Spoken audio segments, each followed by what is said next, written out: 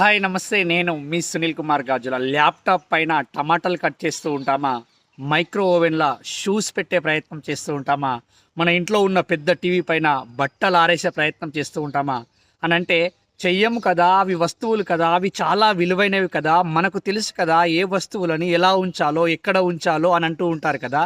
నువ్వు కొన్న వస్తువులే చాలా విలువైనయని జాగ్రత్తగా వాడుతూ ఉన్నావే, మరి నువ్వెంత విలువైన వాడివి ఒక్కసారి ఆలోచించే ప్రయత్నం చెయ్యి.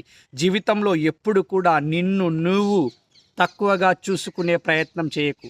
నీ విలువ అనేది నీ చుట్టూ ఉన్న వ్యక్తుల పైన ఆధారపడి ఉంటుంది. కాబట్టి నువ్వు ఎవరితో ఉంటున్నావు, నీ చుట్టూ ఎవరుంటున్నారు, ఏ విషయాలు తెలుసుకుంటున్నావు అనే విషయాన్ని నువ్వు ఒక్కసారి జాగ్రత్తగా ఆలోచించే ప్రయత్నం చేయండి. గౌరవము, సమయము అనేవి నిజంగా చాలా విలువైనయట వాస్తవానికి. కానీ ఒకటి గుర్తుపెట్టుకునే ప్రయత్నం చేయి. నిన్ను గౌరవించే వ్యక్తి నీ జీవితంలో ఎప్పుడూ నీకు సమయం ఇవ్వడానికి కుదరదు. కానీ నీకు బాగా సమయం ఇస్తున్న వ్యక్తి నిన్ను గౌరవించడు కూడా.